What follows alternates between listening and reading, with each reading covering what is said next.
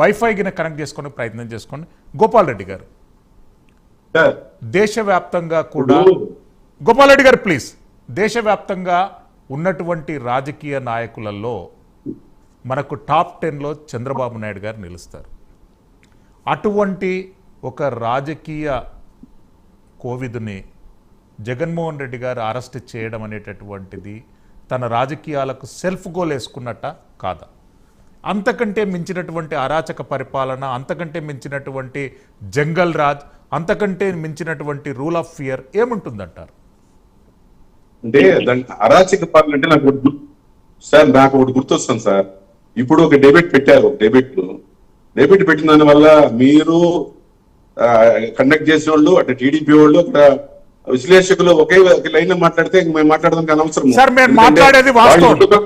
గోపాల్ రెడ్డి గారు మాట్లాడేది తప్పు చెప్పగలరా? ప్రస్తుతం సార్ నన్ను మాట్లాడండి సార్, మీరు అడ్డుకుంటే నేనేం చెప్పేది? ప్లీజ్ సార్, ఇక్కడ మన డిబేట్ ను లక్షలాది మంది ప్రజలు వింటున్నారు.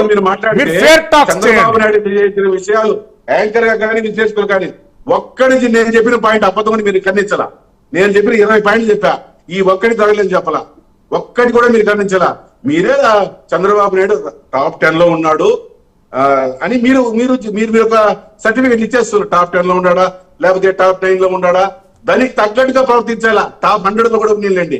ఒక 75 ఏళ్ళు దాటిన వ్యక్తి, సీనియర్ నాయకుడు, మీరు అన్నిటి ఆ దేశంలోని గౌరవించే వ్యక్తి ఎదుటి పార్టీ లీడర్లు కానీ, ఎదుటి పార్టీ వ్యక్తులను కానీ, లేదా డిపార్ట్మెంట్ చేసి కంట్రోల్ చేసే విధానం కానీ, వాడు మాట్లాడే తీరు ప్రజలంతా గమనిస్తా ఉంటారు. ఇప్పుడు సార్ అంటున్నారు కదా, మీరు మాట్లాడితే జాగ్రత్త అని మమ్మల్ని ఒక దాన్ని బెదిరించేస్తున్నాడు సారు. అంటే మేము ఇంకా డెబిట్ రాకుండా ఓకే బెదిరించని నేనేమంటానంటే, భవిష్యత్తులో ఒక ఆదర్శంగా నిలబడి ఉంటా.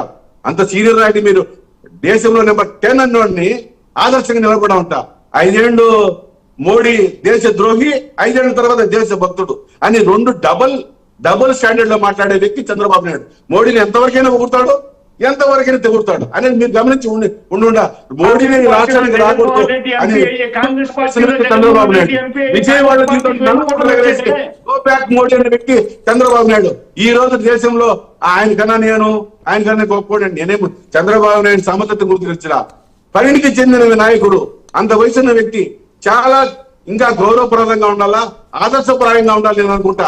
ఆయన పెట్టిన పైన కేసులు ఆయనే పోలీసులు దాన్ని ఏమంటారు ఏసీ పెట్టిన కేసులు ఆయనే కొట్టించేస్తా ఉంటే, ఆయన పెట్టిన కేసులు ఏదైనా కోర్టుకు వస్తాయి, కోర్టు న్యాయ నిర్ణయం చేస్తుంది, ఆయన కేసులు మాఫీ చేస్తా ఉంటే ఇంక మనం ఏం చేయగలుగుతాము?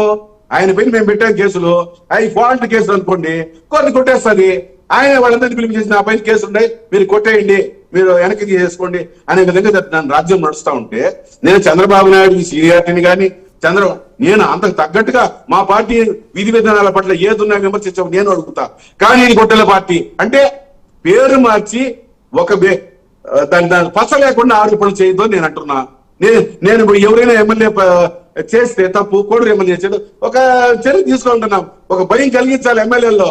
అసెంబ్లీలో కూర్చొని వీడియో కాల్ మాట్లాడుతూ ఉంటే వాళ్ళ గవర్నమెంట్ ఎంప్లాయీస్ తో అది తప్పు, ఇది ఖండించాలా?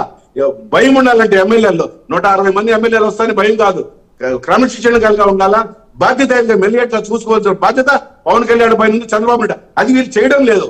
అంటే మా పైన ఉసిగొల్పి మమ్మల్ని దండించి మమ్మల్ని పీడించేదానికి వాళ్ళు ఉపయోగిస్తారు. ఇప్పుడైనా సార్ చెప్తున్నా, చంద్రశేఖర్ సార్ 136 మంది ఎమ్మెల్యే టీడీపీకి ఉన్నారు, వాళ్ళ ప్రభుత్వం బాగుంది, కంపెనీలన్నీ వస్తాయి, మంచి దుర్మార్గమైన పార్టీ అనుకోండి మీరు. ఒకసారి ఒక 25 మంది ఎమ్మెల్యేలు రాజీనామా చేసినా కానీ వాళ్ళు ప్రభుత్వంలో ఉంటారు.